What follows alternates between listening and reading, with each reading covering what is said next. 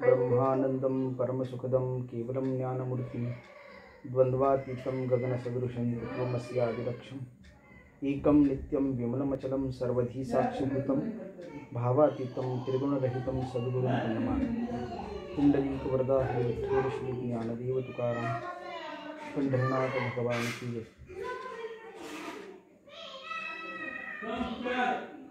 देवा तुच गणेश सकल मती प्रकाश म्हणे निवृत्तीदास अवधारी योग, किंवा पाठभेदाने म्हटलं तर देवा तुची गणेशू सकलार्थमती प्रकाशू म्हणे निवृत्तीदासू अवधारी योगी। या प्रवचनमालेतील ज्ञानेश्वरीतील आपण दुसऱ्या ओवीचा विचार करतोय आणि दुसऱ्या ओवीचा विचार करत असताना माऊली ज्ञानेश्वर महाराजांना जे अभिप्रेत आहे, जे अद्वैत वेदांत सिद्धांताला पूरक आहे, अशा पद्धतीच्या असणाऱ्या विवेचनाचा आपल्याला या ठिकाणी विचार करायचा आहे। आपण कालपर्यंत म्हणजे आषाढी एकादशीपासून ते पौर्णिमेपर्यंत या दिवसामध्ये पहिल्या ओवीचा विचार केला आणि आज आपण दुसऱ्या ओवीचा विचार करतो। माऊली ज्ञानेश्वर महाराज जे मंगलाचरण करतात त्या मंगलाचरणामध्ये पुढे सांगतात की देवा तूच गणेश आहे, सकल मती प्रकाशू किंवा सकलार्थ मती प्रकाशू। काय आहे तर देवा तूच गणेश आहे आणि सर्व मती प्रकाशक अशा स्वरूपाचा कोण आहे तर तूच आहेस, असं वर्णन केलेलं आपल्याला। तूच गणेश आहेस, सगळ्या मतीचा प्रकाश, सकल मती प्रकाशू किंवा सकल मतीत प्रकाश करणारा हा तूच आहेस। म्हणून निवृत्तीदास म्हणजेच माऊली ज्ञानेश्वर महाराज म्हणतात की अवधार जोशी।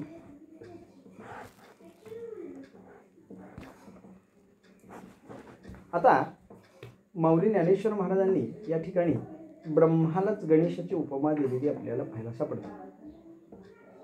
आपण ब्रह्माच्या चिंतनानं ब्रह्माच्या स्वरूपाचा किंवा ब्रह्माच्या असणाऱ्या आद्य स्वरूपाचा, वेद प्रतिपाद्य स्वरूपाचा कालपर्यंत विचार केला। आता इथून पुढं आपल्याला गणेश स्वरूपाचा विचार करायचा आहे। तर भगवंत हाच गणेश आहे असं वर्णन केलेले, देवा तूच गणेशू। आता हा जो देवा शब्द आहे, हा शब्द हा पहिल्या ओवीला अनुरूप अशा पद्धतीचा आपल्याला घ्यायचा। देवा तूच गणेशू, देवा तूच गणेश आहेस। तर तूच गणेश आहेस हे म्हणण्याच्या पाठीमागं काहीतरी आधी म्हटलं गेलं असावं असं आपल्याला पाहायला सापडतं। कारण वाक्याचे दोन प्रकार असतात। एक पहिलं वाक्य असतं त्याला सामान्य वाक्य म्हटलं जातं आणि दुसरं वाक्य असतं त्याला गृहीत वाक्य असं म्हटलं जातं। गृहीत वाक्य म्हणजे काय तर व्याकरणाच्या संबंधाने विचार करत असताना सांगितले की बाबा सामान्य वाक्य म्हणजे काय की ज्याला दुसऱ्या कोणत्याही वाक्याची गरज लागत नाही अशा पद्धतीचं असणारं जे वाक्य असतं त्याला सामान्य वाक्य म्हटलं जातं। म्हणजे आपण जर उदाहरण घेतलं तर आपल्याला पाहायला सापडतं, आई मुंबईला गेली होती, आई मुंबईवरून परत आली। या दोन्हीही वाक्यामध्ये परस्पराचा संबंध आपल्याला पाहायला सापडतो। आई मुंबईला गेली होती, आई मुंबईवरून परत आली हे सांगत असताना आई हे आई हा शब्द आपण दोन वेळा वापरला आणि दोन वेळा हा शब्द वापरल्यामुळं ते वाक्य सामान्य वाक्य झालं। त्याला कोणत्याही पद्धतीच्या गृहीतकाची गरज नाही। किंवा त्याचं जर आपण संयुक्त वाक्यामध्ये रूपांतर केलं तर असंही होऊ शकतं, आई मुंबईला गेली होती, आई परत आली। या वाक्याचं उदाहरण आई मुंबईला जाऊन परत आली अशा पद्धतीने आपण करू शकतो। म्हणजे ज्या वाक्याला इतर कोणत्याची वाक्यांची गरज नसते त्याला सामान्य वाक्य असं म्हटलं जातं आणि काही वाक्य असतात त्याला गृहीत वाक्य म्हटलं जातं। गृहीत वाक्य म्हणजे काय तर ती परत आली, ती परत आली। आता ती परत आली हे आपल्याला समजून घेण्यासाठी आपल्याला काय ऐकावं लागेल तर पहिल्या वाक्याचा विचार करावा लागेल। पहिलं वाक्य आपण जर पाहिलं तर पहिल्या वाक्याच्या माध्यमातून आपल्याला दुसऱ्या वाक्याची उकल होती। आई मुंबईला गेली होती, ती परत आली। म्हणजे आई मुंबईवरून परत आली हे समजण्यासाठी आपल्याला पहिल्या वाक्याचा आधार घ्यावा लागतो। आणि पहिल्या वाक्याचा आधार घ्यायला लागत असल्यामुळं याला आपण गृहीत वाक्य असं म्हणतो. बघा, अनेक असणाऱ्या अभंग रचनेमध्ये सुद्धा हा विचार केलेला आपल्याला पाहायला सापडतो. अनेक अभंग रचनेमध्ये हा विचार आहे. बाळक्रीडेचं आपण जर प्रकरण पाहिलं तर बाळक्रीडेच्या प्रकरणामध्ये अशा पद्धतीची गृहीत वाक्य, गृहीत चरण आपल्याला पाहायला सापडतात.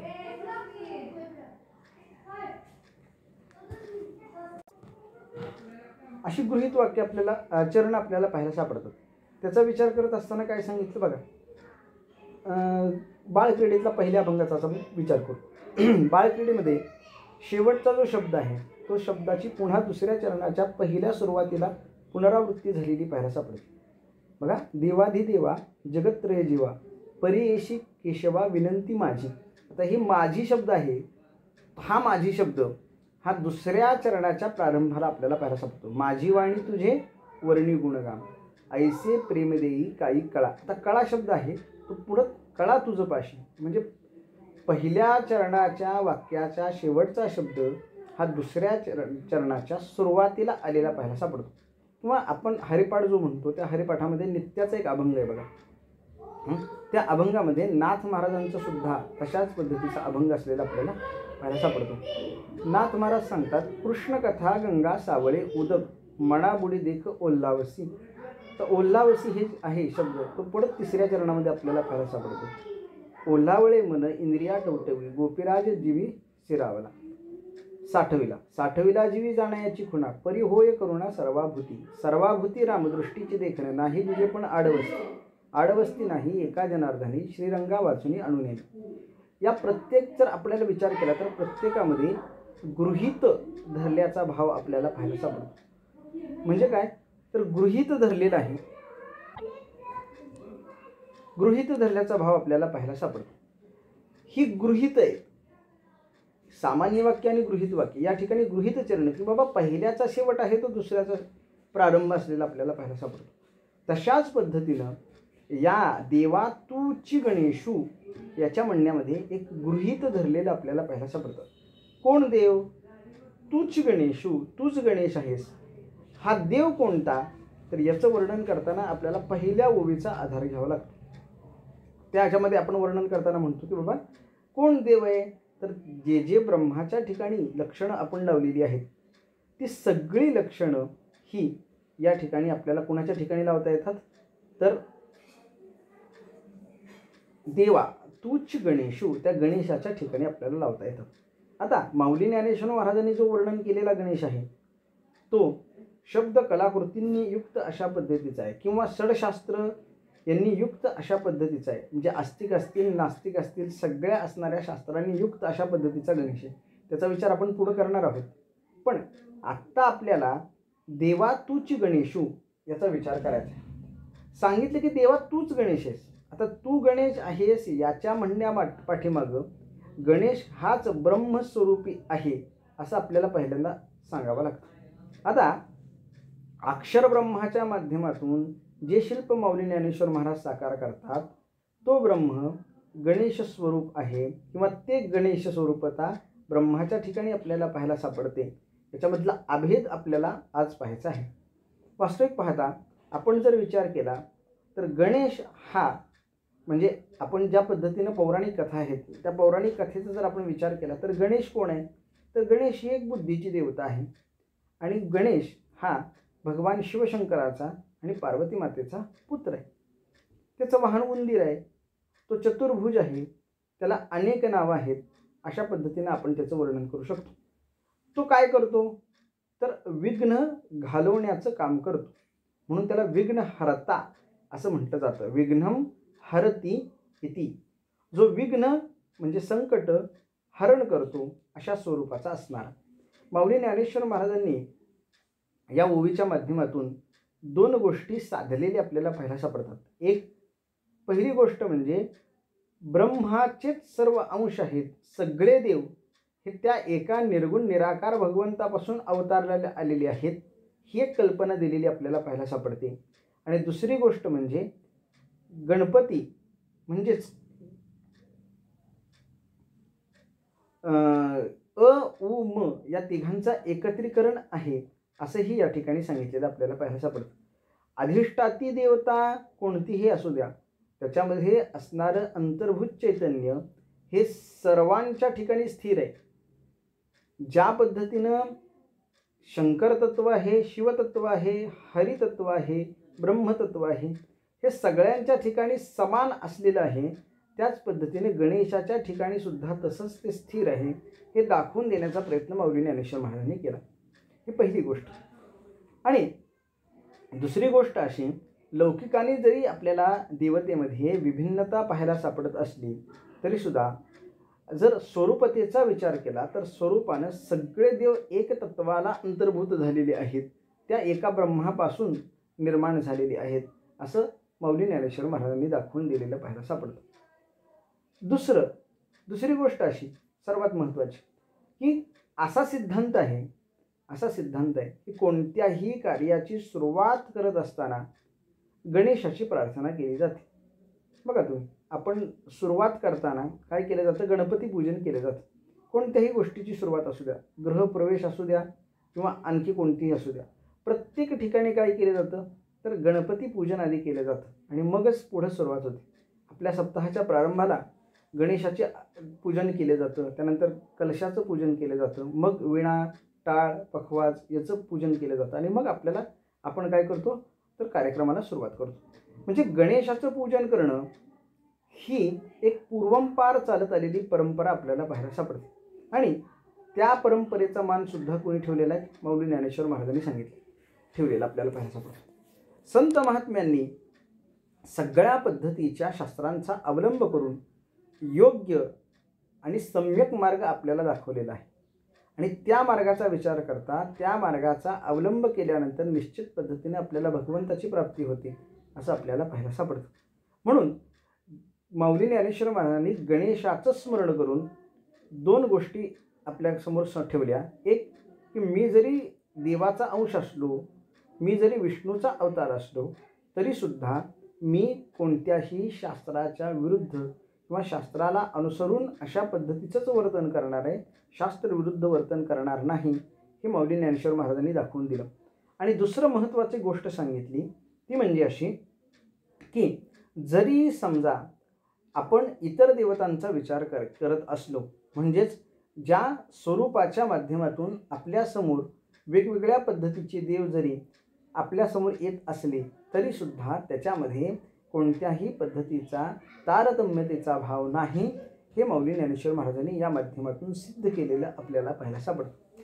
त्याचा माऊली ज्ञानेश्वर महाराज वर्णन करतात, देवा तूच गणेशू, देवा तूच गणेश आहे. तर गणेश कोण आहे याचं वर्णन करत असताना सांगितलं की बाबा जो निर्गुण तत्वाच्या माध्यमातून आपल्यासमोर अंतर्भूत झालेला आहे, जो निर्गुण तत्वाच्या माध्यमातून आपल्यासमोर आहे, तोच गणेश रूपामध्ये आपल्यासमोर आहे असं आपल्याला पाहायला सापडतं. म्हणजे तोच गणेश आहे. कोण? जे ब्रह्मतत्व आहे तेच गणेश तत्व आहे असं आपल्याला पाहायला सापडतं. जर आपण विचार केला तर गणपती ही देवता ही शुभ देवता म्हणून समजली जाते. म्हणजे सगळ्या देवता शुभच आहेत, कोणती अशुभ देवता नाही. अगदी यम मृत्यूसुद्धा शुभ देवता आहे असं वर्णन शास्त्रामध्ये केलेलं आपल्याला पाहायला सापडतं. परंतु शुभ देवता जरी असली तरीसुद्धा शुभतत्वाच्या माध्यमातून ज्या गोष्टीचं स्मरण केलं जातं तशी देवता ही गणेश आहे हे सांगितलेलं आपल्याला पाहायला सापडतं.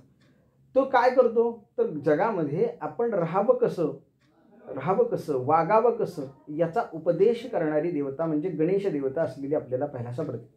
बघा, गणपती काय करतो तर विद्येची देवता म्हणून ती प्रसिद्ध आहे आणि विद्येची देवता असताना सुद्धा निश्चित पद्धतीनं जगामध्ये वागावं कसं हे सांगण्यासाठी प्रवृत्त झालेली देवता म्हणजे ही गणेश देवता आहे असं आपल्याला पाहायला सापडतं.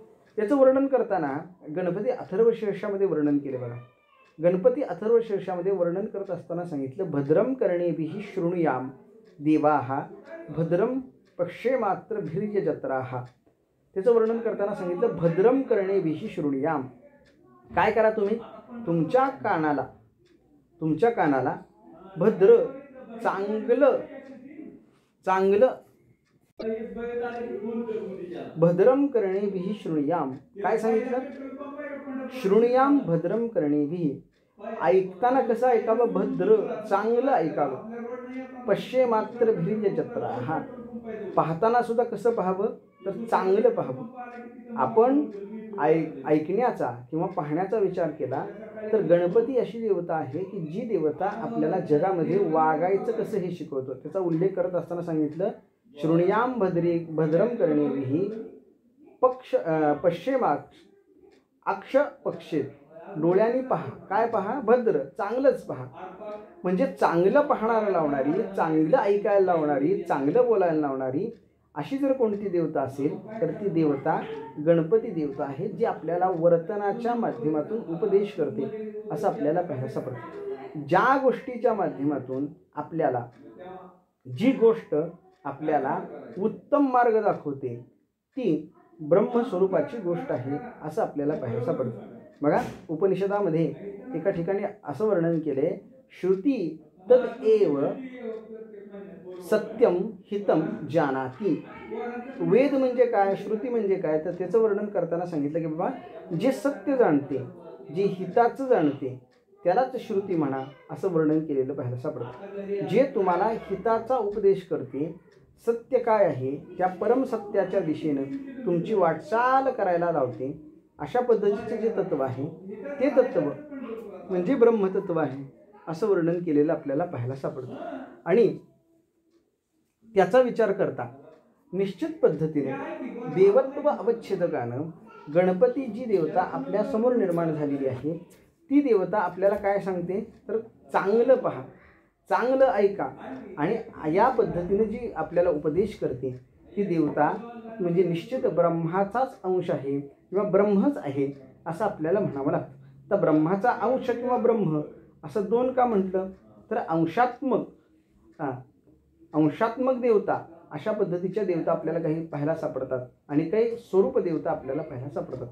अंशात्मक देवता म्हणजे काय, तर काही कालावधीपुरता, काही मर्यादेपर्यंत त्यांचा अधिकार असतो, त्याला अंशात्मक देवता असं म्हटलं जातं. आणि गणपतीचा उपार केला तर गणपती हे तर साक्षात ब्रह्मच आहे. देवा तूच गणेशू, तेव्हा तूच गणेश आहेस असं वर्णन केलेलं पाहायला सापडतं. तर गणेश या शब्दाला संस्कृत भाषेमध्ये वेगवेगळ्या पद्धतीच्या व्युत्पत्ती तयार केलेल्या पाहायला सापडतात. आपण ब्रह्म शब्दाची व्युत्पत्ती केली, त्यानंतर वेद शब्दाची व्युत्पत्ती केलेली आहे. त्याच पद्धतीनं आपल्याला गणेश शब्दाची व्युत्पत्ती करायची. व्युत्पत्ती म्हणजे काय याच्या आधी सांगितलेलं आहे, पण अजून एकदा मी तुम्हाला सांगतो की बाबा ज्या अक्षरांच्या माध्यमातून जो अर्थ आपल्याला प्रतिपादन होतो त्याला व्युत्पत्ती असं म्हटलं जातं. याचं गणेश, गण ईश गणेश, गणाचा ईश म्हणजे गणेश, गणानाम ईशः गणेशः अशी संस्कृत भाषेमध्ये त्याची व्युत्पत्ती असलेली आपल्याला पाहायला सापडते. हा कोण आहे, तर सगळ्या गणांचा अधिपती, सगळ्या गणांचा अधिपती. जेवढे काही गण आहेत त्या सगळ्या गणांचा अधिपतत्व कोणाला दिलेलं आहे, तर या गणपतीला किंवा गणेशाला दिलेलं आपल्याला पाहायला सापडतं. म्हणून त्याचं वर्णन करताना गणेश गणानाम ईशः असं केलेलं पाहायला सापडतं. तर गण म्हणजे काय, तर गण म्हणजे मराठीमध्ये त्याला विभाग म्हटलं जातं. विभाग, वेगवेगळे विभाग आहेत आणि त्या वेगवेगळ्या विभागांचं आधिपत्य किंवा वेगवेगळ्या विभागांचं प्रातिनिधित्व करणारा कोण आहे, तर गणेश आहे असं पाहायला सापडतं. बघा, साधारण पद्धतीने आपण जर विचार केला तर एखाद्या कार्यामध्ये अनेक विभाग असतात. म्हणजे भोजन विभाग असतो, त्यानंतर व्यवस्था विभाग असतो, येण्या जाण्याची जी वाहतूक असतो तो वाहतूक विभाग असतो. ह्या सगळ्या विभागांचं आधिपत्य करणारा किंवा या सगळ्या विभागांचं प्रतिनिधित्व करणारा असा एक व्यक्ती असतो, त्याला काय म्हटलं जातं, मॅनेजमेंट करणारा असं म्हटलं जातं. हा व्यवस्थापक जो आहे हा सगळ्या गणांची काय करतो, तर व्यवस्थित सूत्ररचना करतो आणि ज्या माध्यमातून कार्य सुनिश्चित पद्धतीने पुढे नेण्याचा प्रयत्न करतो. आणि हे कार्य कोणाचं आहे, तर हे गणपतीचं कार्य आहे असं आपल्याला पाहायला सापडतं. म्हणजे पालनाचं कार्य कोणी जरी असला तरी त्याचं योग्य पद्धतीनं पालन व्हायला पाहिजे, त्याची दिनचर्या योग्य पद्धतीने राहिली पाहिजे, त्याच्या प्रारब्धामध्ये जे जे आहे ते त्याला प्राप्त झालं पाहिजे. या सगळ्याची व्यवस्थापन, या सगळ्याचं मॅनेजमेंट तर कोण करतो, तर गणेश करतो असं आपल्याला पाहायला सापडतं. आणि हे सगळं गणेश करत असल्यामुळं त्याला देवा तूच गणेशू असं वर्णन केलेलं आहे. आता ब्रह्माचं किंवा देवाचं आणि गणेशाचं नातं काय, देव हाच गणेश आहे असं का वर्णन केलेलं आहे, याचा विचार करत असताना सांगितलं की बाबा जगामध्ये 3 पद्धतीचे देव आहेत. 3 पद्धतीचे देव. एक उत्पत्ती करणार आहे, दुसरा पालन करणार आहे आणि तिसरा नाश करणार आहे. उत्पन्न करणारे ब्रह्मदेवाचं कार्य आहे. पालन करणं हे भगवान श्रीहरी विष्णूचं कार्य आहे. तर नाश करणं हे हराचं म्हणजे भगवान शिवशंकराचं कार्य असलेलं आपल्याला पाहायला सापडतं. पण या तिघांच्याही कार्याचं व्यवस्थापन करणं हे गणेशाचं कार्य आहे असं आपल्याला पाहायला सापडतं. म्हणजे व्यवस्थापन हे सगळ्याच्या बाबतीमध्ये आपल्याला पाहायला सापडतं. उत्पन्नाच्या बाबतीमध्ये आणि खर्चाच्या बाबतीमध्ये व्यवस्थापन पाहिजे तरच संसाराची गाडी व्यवस्थित चालते असं आपल्याला पाहायला सापडतं. त्या पद्धतीनं उत्पन्न होणारी प्रजा आणि या मृत्यूलोकातून रजा घेऊन जाणारी प्रजा याचं जर व्यवस्थापन उत्तम झालं तरच आपल्या पृथ्वीवर योग्य समतोल राहिला जाईल आणि तो समतोल राखण्याचं काम ह्या गणेशाचं आहे असं आपल्याला पाहायला सापडतं. म्हणून तीव्रतेला गणेशाची उपमा दिलेली आहे, देवा तूची गणेशू. आता देव म्हणजे काय या शब्दाचा थोडासा आपण विचार करूया. देव म्हणजे काय तर देवाचे सुद्धा वेगवेगळे प्रकार आपल्याला पाहायला सापडतात. एक झालेले देव, दुसरे केलेले देव आणि तिसरे स्वरूपतः असणारे देव. हे 3 प्रकार आपल्याला पाहायला सापडतात. देव 3 पद्धतीचे आहेत. पण मूळ देव म्हणजे काय तर मूळ देव म्हणजे दिव्यम करोती सहा देवः. जो दिव्य करतो त्याला देव म्हणा असं आपल्याला म्हटलेलं पाहायला सापडतं. म्हणजे सर्वसामान्य मनुष्याची ज्या पद्धतीनं जडणघडण होते, सर्वसामान्य मनुष्य ज्या पद्धतीनं कार्य करू शकतो त्याहीपेक्षा असाधारण अशा पद्धतीचं कार्य करण्याची क्षमता ज्याच्याकडे आहे त्याला देव म्हणा असं वर्णन केलेलं पाहायला सापडतं. दिव्यम करोती, सर्वसामान्य व्यक्ती जे करतं त्याहीपेक्षा वेगळ्या पद्धतीनं करण्याची क्षमता ज्याच्याकडे आहे त्याला देव म्हणा असं म्हटलेलं आपल्याला पाहायला सापडतं. आता फक्त देवच दिव्य करू शकतात, इतर कोणी दिव्य करू शकत नाही का तर त्याचंही उत्तर असं आहे की फक्त देवच दिव्य करू शकतात असं नाही, तर इतर व्यक्तीसुद्धा दिव्य करू शकतात. पण त्याला मर्यादा येतात. बघा अनेक ठिकाणी आपल्याला पाहायला सापडतं. एक साधू महाराज होते. ते साधू महाराज या ठिकाणाहून त्या ठिकाणी प्रवास करत असायचे. फार काही पाठीमागचा काळ नाही, अगदी एक 100 ते 150 वर्षापूर्वी घडलेली घटना आपल्याला पाहायला सापडते. त्या काळामध्ये इंग्रजांचा काळ होता आणि इंग्रजांच्या काळामध्ये रेल्वेने वाहतूक जास्त चालायची.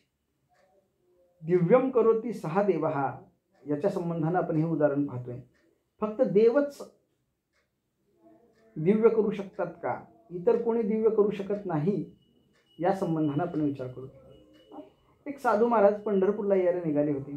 पंढरपूरला यायला निघाल्यानंतर ते साधू महाराज आणि त्यांचा शिष्य हे दोघं त्या रेल्वेच्या प्लॅटफॉर्मवर जायचे होते.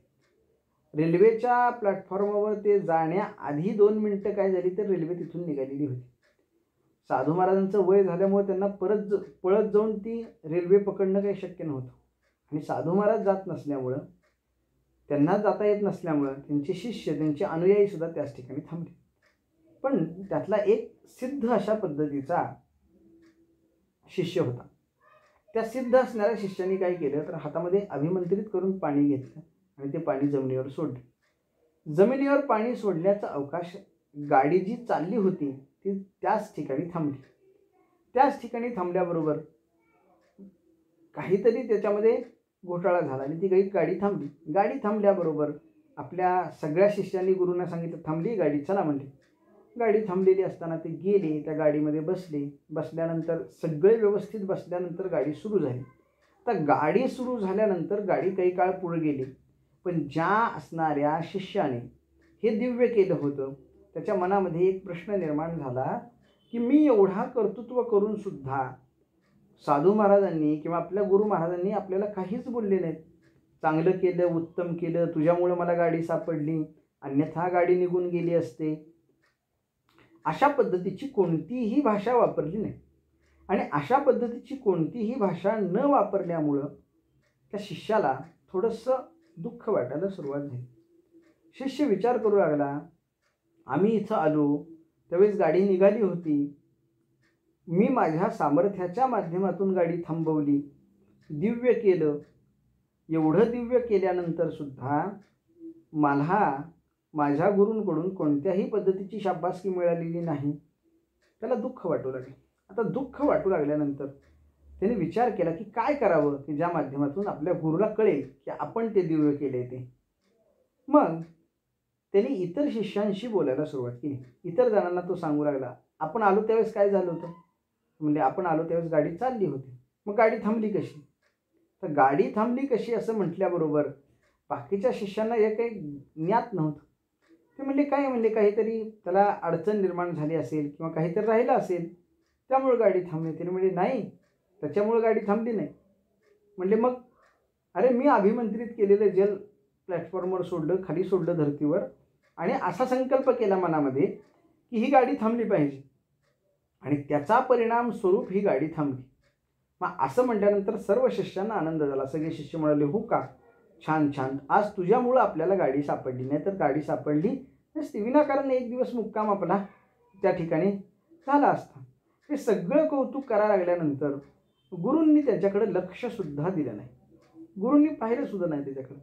काही अंतर गेल्यानंतर सगळे आपले गौरव करतायत, सगळे शिष्य, सगळे गुरुबंधू आपल्याला छान म्हणतायत, पण गुरुजी मात्र काहीच बोलत नाही. म्हटल्याबरोबर त्याला पुन्हा कसं तरी वाटलं आणि तो गुरुजींच्या समोर गेला आणि गुरुजींना सांगितलं, महाराज मी एवढं दिव्य केलं, ही गाडी थांबवली, त्याच्याबद्दल तुम्हाला काही वाटत नाही. त्यांनी सांगितलं, अजिबात काही वाटत नाही. म्हणजे तुम्हाला आनंद झाला नाही. आनंद झाला नाही असं म्हटल्याबरोबर त्यांनी सांगितलं, नाही आनंद तर झालाच नाही, उलट दुःख वाटतंय. तर उलट दुःख वाटतंय म्हटल्यानंतर त्या शिष्याला थोडासा राग आला. अरे ज्या माणसासाठी, ज्या गुरुसाठी आपण गाडी थांबवली, त्यांची पंढरीची वारी चुकू नये यासाठी आपण प्रयत्न केला, पण तेच गुरु आपल्या या वर्तनावर मात्र नाखुश आहेत. हे पाहिल्यानंतर त्याला कसं तरी वाटलं आणि त्यांनी विचारलं, का तुम्ही असं म्हणताय, का तुम्ही असं म्हणताय. म्हटल्याबरोबर त्यांनी सांगितलं, ठीक आहे, म्हणले तुला सगळं समजावून सांगतो. त्यांनी सांगितलं, ठीक आहे सांगा गुरु. मग त्यांनी सांगायला सुरुवात केली, जर समजा आपली गाडी चुकली असती तर काय झालं असतं, काय झालं असतं. म्हटल्याबरोबर त्यांनी सांगितलं, आपली जर गाडी चुकली असती तर निश्चित पद्धतीनं आपल्याला एक दिवस त्या ठिकाणी मुक्काम करावा लागला असता.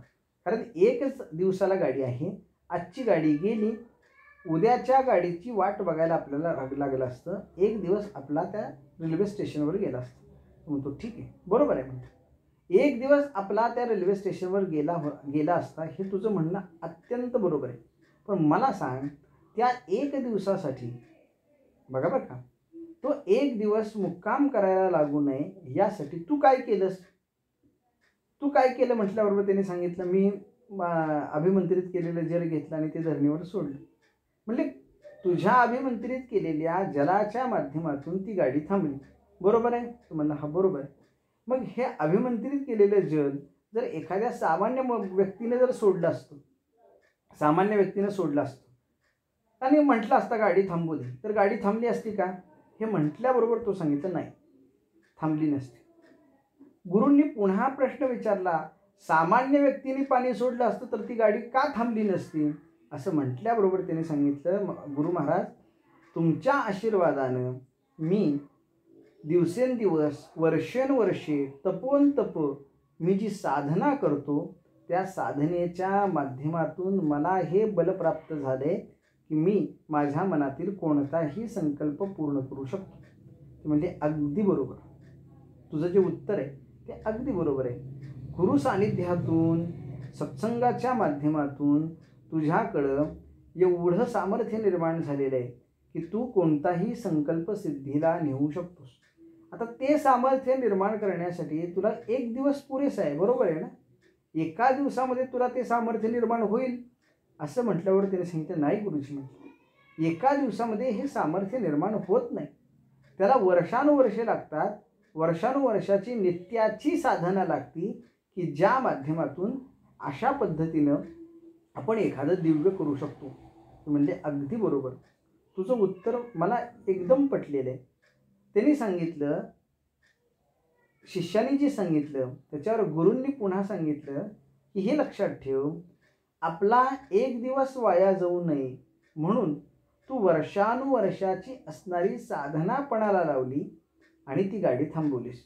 हे बरोबर आहे का चूक आहे हे सांग. ज्यावेळेस गुरूंनी हा प्रश्न विचारला त्यावेळेस मात्र त्या शिष्याचा चेहरा पडला. त्यांनी सांगितलं की बाबा, एक दिवस मुक्काम पडू नये यासाठी तू वर्षाची साधना, अनेक वर्षाची, एका वर्षाची सुद्धा नाही बरं का, अनेक वर्षाची साधना पणाला लावतोय, कितपत योग्य आहे?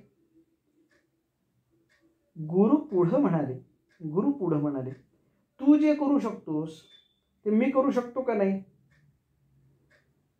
शिष्याने उत्तर दिलं, महाराज, तुमच्या कृपा आशीर्वादानं जर मी शिकलो असेल तर निश्चित पद्धतीनं मी जे करतो ते तुम्ही सहज करू शकता. मग त्याने पुन्हा प्रश्न विचारला, तू अभिमंत्रित करून जल सोडलं आणि त्या माध्यमातून जर गाडी थांबत असेल तर मला ते करण्याची सुद्धा गरज आहे का?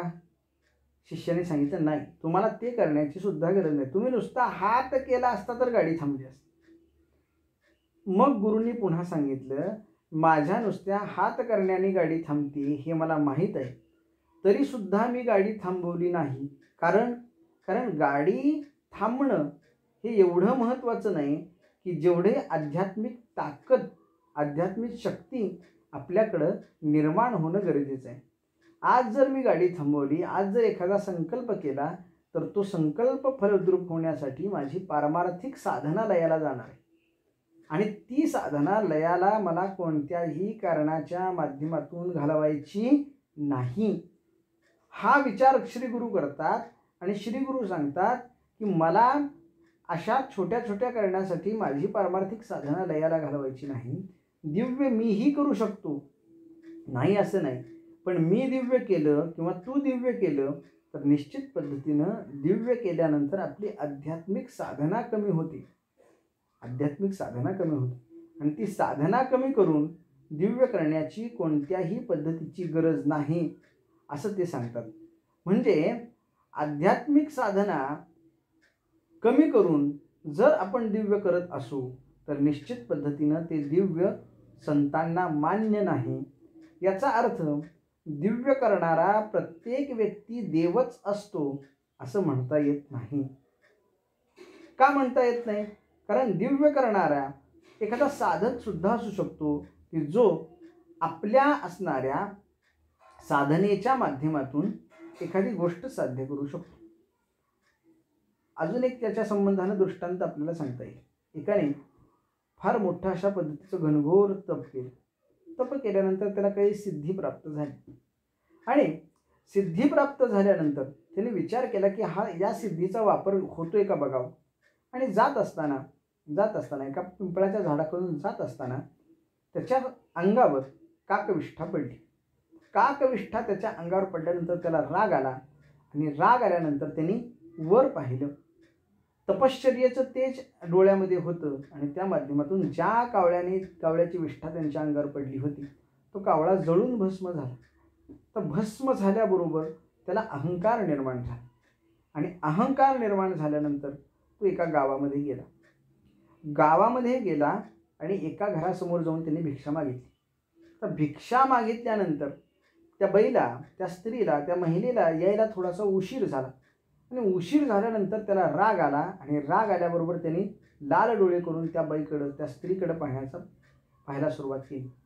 त्या स्त्रीनं त्याच्या डोळ्यामध्ये पाहिलं आणि डोळ्यामध्ये पाहून एका कुच्छित नजरेनं, त्याला अट्टहास म्हणलं असं, त्या अट्टहासानं तुच्छतेच्या नजरेनं हसली आणि हसल्यानंतर त्याने सांगितलं की बाबा, मी जळायला किंवा मी जळून भस्म व्हायला काही कावळा नाही. याने विचार केला, आपण हजारो वर्ष तपश्चर्या केली आणि त्याचं फलद्रूप म्हणजे आपल्या तपश्चर्येचं तेज निर्माण झालं. आपण कावळ्याकडं पाहिलं, कावळा जळून भस्म झाला, पण या स्त्रीकडं पाहिल्यानंतर त्या स्त्रीवर कोणता परिणाम झाला नाहीच. त्याही उलट हिला एवढं ज्ञान आहे की वनामध्ये जाळलेला कावळा हिला कळाला. त्या स्त्रीला पुन्हा त्यांनी बाहेर बोलवलं आणि सांगितलं की बाबा, मला थोडंसं काय करा, मार्गदर्शन करा.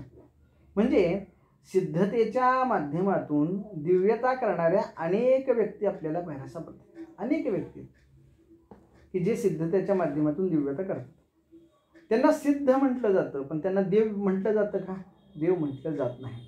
बघा, देवाचं दिव्यत्व कधीही कमी होत नाही. त्यांनी कितीही दिव्यत्व करू द्या, त्याचं दिव्यत्व कमी होत नाही. त्यांची साधना कधीही कमी होत नाही. परंतु साधकांचा किंवा सिद्धाचा विचार करा. सिद्धांनी एखादी दिव्य गोष्ट केली की त्याची सिद्धता कमी झालेली आपल्याला पाहायला सापडते. संत महात्मे या सिद्धींच्या किंवा रिद्धींच्या पाठीमागे जात नाही. रिद्धी सिद्धी फुकाचसाठी, भुक्तिमुक्ती फुकाचसाठी कोण तयाकडे पाहिरे. रिद्धी सिद्धी ओळांगती द्वारी असं वर्णन केलेलं आपल्याला पाहायला सापडतं. म्हणजे या सिद्धी संतांच्या दारासमोर ते दिव्य करण्याच्या भानगडीत पडत नाहीत, पण तरीसुद्धा देवांचा अधिकार आणि संतांचा अधिकार समान आहे असं आपल्याला पाहायला सापडतं. नाथ महाराजांच्या माध्यमातून एक दृष्टांत आपल्याला पाहायला सापडतो. आपण कधीतरी त्या दृष्टांताचा विचार करू. बघा, दिव्यत्व करणारा देव जर असेल तर सिद्धांना सुद्धा दिव्यत्व करता येतं, किंवा अवतारी असणाऱ्या लोकांना सुद्धा दिव्यत्व करता येतं. त्यांना देव म्हणायचं का, हा जर प्रश्न आपण निर्माण केला तर निश्चित पद्धतीनं दिव्यत्व करण्यानंतर ज्यांची क्षमता कमी होते किंवा ज्यांची आध्यात्मिक शक्ती कमी होते त्यांना देव म्हणून उपयोग नाही, त्यांना साधकच म्हणायला हवं असं आपल्याला पाहायला सापडतं. किती जरी दिव्यत्व केलं तरीसुद्धा देवाचं दिव्यत्व कमी होत नाही, आणि ज्याचं दिव्यत्व कमी होत नाही त्याला देव म्हणा असा विचार आपल्याला केलेला पाहायला सापडतो. आता या दिव्यत्वाचा विचार करत असताना दोन पद्धतीचे दिव्यत्व आपल्याला पाहायला सापडतात. कोणकोणते?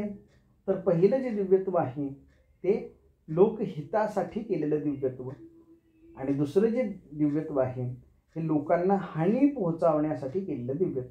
यालाच शास्त्रामध्ये लोकहितकृत आणि लोकहिताकृत असं म्हटलेलं आपल्याला पाहायला सापडतं.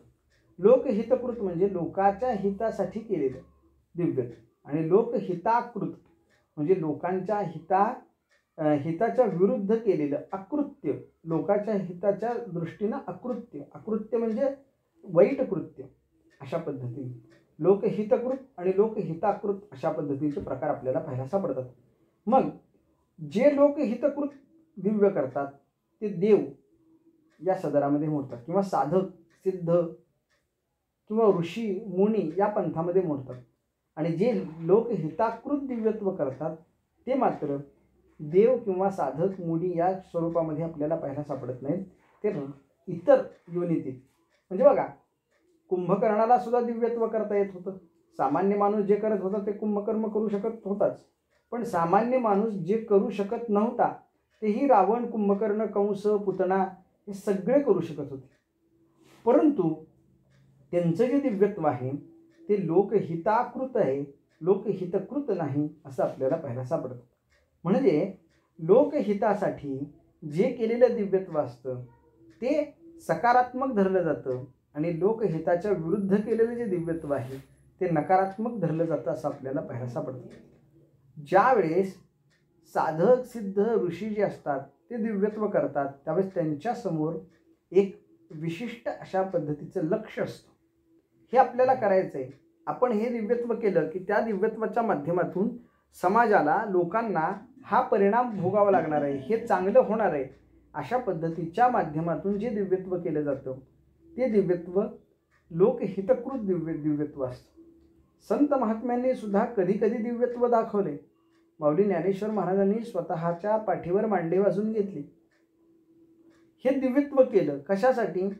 तर माऊलींचा अधिकार जगताला कळावा यासाठी, किंवा निवृत्तीनाथांची असणारी जी मांडे खाण्याची इच्छा आहे ती पूर्ण व्हावी यासाठी, किंवा त्याहीपेक्षा पुढे जाऊन ज्यावेळेस आमच्या मुक्ताईला खापर कुठेही मिळालं नाही त्यावेळेस देह म्हणजेच खापर आहे, ज्या पद्धतीनं खापर फुटतं त्या पद्धतीनं देहसुद्धा फुटणार आहे, हे ज्ञान करून देण्यासाठी दिव्यत्व केलेलं आपल्याला पाहायला सापडतं. त्या दिव्यत्वाच्या माध्यमातून जगताला संदेश काय दिला की बाबा कुठल्याही असणाऱ्या खापराचा आणि या शरीराचा समान गुणधर्म आहे, कधी ना कधीतरी ते खपणार आहेच, म्हणून त्याला खापर असं म्हटलं जातं. मृत्तिकामय देह आहे, पंचमहाभौतिक हा देह आहे, आणि खापर सुद्धा पंचमहाभौतिक आहे, या माध्यमातून त्यांनी दाखवून दिलं. संतांचं दिव्यत्व हे लोकहितासाठी असतं, देवाचं दिव्यत्व हे लोकहितासाठी असतं किंवा विघ्न नाशासाठी असतं. कळतंय का?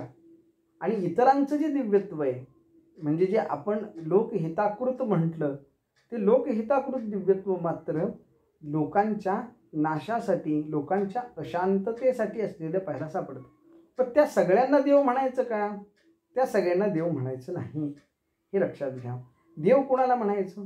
देव त्यालाच म्हणायचं, तोच देव जो दिव्यत्व करतो आणि ते दिव्यत्व समाजाच्या हितासाठी करतो.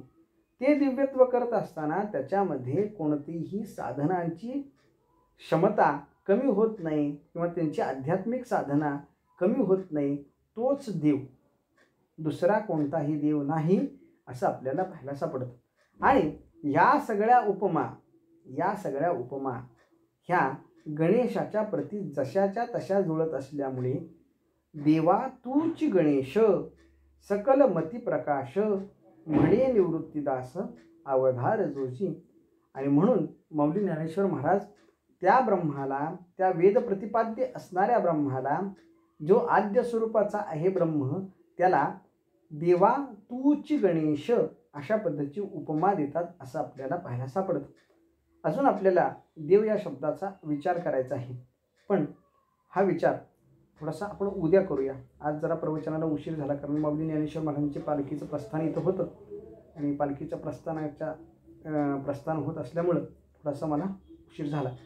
उद्या बरोबर 4 वाजता आपल्या प्रवचनाला सुरुवात होईल. यानंतर पसायदान होईल आणि पसायदान आपल्या सगळ्यांची लाडकी असणारी छोटी आरू ही म्हणेल. तिनं नुकतंच पसायदान पाठ केलेलं आहे आणि तिनं पसायदान आज म्हणणार आहे. सर्वांनी फक्त ते श्रवण करायचं आहे. कुंडलिका वरदे हरिविठ्ठल श्री ज्ञान